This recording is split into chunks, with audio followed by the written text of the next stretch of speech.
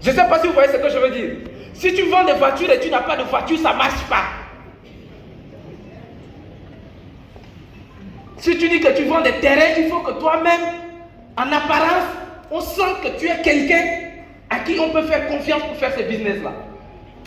Donc l'empathie et la similarité, mais c'est quelque chose. Hier, je disais par exemple, en France, il y a un monsieur qui se... Lesquels qui étaient là hier déjà? Voilà. Il y a les membres de Vivre et Réfléchir en Afrique qui sont là. Hier, je disais, il y a un monsieur qui se promenait dans les rues de Paris.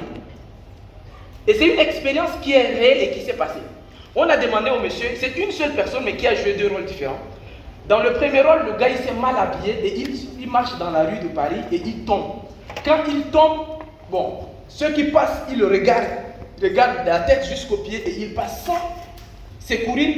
Tu marches et puis tu vois quelqu'un tomber et tu le regardes d'abord. Si il le regarde et il passe. Après, la même personne a fait 30 minutes au sol, personne n'est intervenu. Il s'est levé. C'est une expérience qu'on fait juste pour comprendre comment les hommes réfléchissent. La même personne devait lever à la même heure, maintenant il est habillé un peu comme moi là. Quand il arrive au même endroit, il avait une mallette en main. Et au même endroit, il tombe. Dès qu'il tombe, il y a dès qu'il n'a même pas fait 10 secondes, il y a des gens qui sont, oh monsieur, on peut vous aider, on peut vous aider. Ah, qu'est-ce qui ne va pas? Qu'est-ce qui s'est passé? C'est son apparence l'a sauvé. Soit tu es bien habillé, les gens te sauvent la vie, ou bien tu es mal habillé, on te laisse mourir. Non, c'est ça. Ce que je vous dis, je ne vous dis pas que c'est moi qui dis ça. C'est comme ça que les gens y pensent.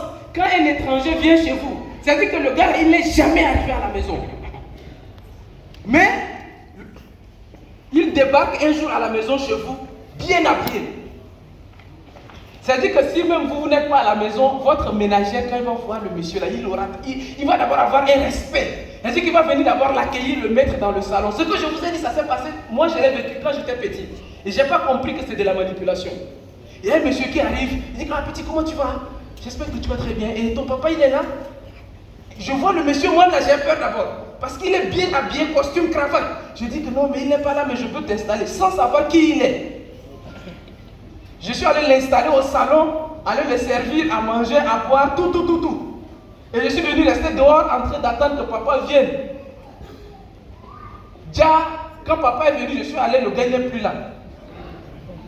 Il est sorti par derrière, il a sauté le mur, il est parti. Elle dit que, je ne sais pas, vous voyez l'impact de l'apparence. Elle dit que ça joue sur ton mental. Donc, ce que je veux dire ici, c'est que vous devez comprendre qu'en business, ça compte énormément l'empathie. Avant, on va rapidement finir les 6 freins psychologiques avant de passer rapidement maintenant aux techniques de vente. Deuxième frein psychologique, c'est ce qu'on appelle la réciprocité. Ah là là là là là là là là. Ça, c'est le plus puissant. La réciprocité. La réciprocité se définit également par 2 choses. La réciprocité, c'est la gratuité. Au Sénégal, qui a été déjà ici au Sénégal? Ok, c'est pas grave. Mais je sais que tous les commerçants qui sont ici comprennent ce jeu-là. Les gens, ils vendent de bracelets. Tu arrives, le gars, il te vend de l'eau. C'est-à-dire que tu arrives, il te vend de l'eau. Mais au lieu de te vendre de l'eau, il vient, il va te donner une bouteille d'eau gratuite. Une petite bouteille comme ça, gratuite. Tu bois. Bon, est-ce que tu as fini de boire? Lui, il vend de l'eau, il t'a donné une bouteille gratuite. Tu finis de boire là, est-ce que tu vas partir? En fait, la gratuité est trop puissante. Voilà pourquoi, quand tu arrives, le gars, il te donne une bouteille d'eau et tu finis de boire. La bouteille d'eau, normalement, coûte 500 francs. Il te donne une bouteille d'eau, tu bois. Une fois que tu as fini de boire, maintenant, il te dit que je bois encore de l'eau. Et il te demande maintenant, le prix, c'est combien? Il va te dire, le prix, c'est à 2000. Mais toi, il t'a donné déjà quelque chose qui est gratuit. Les femmes vendent des bracelets dont la valeur c'est 200 francs.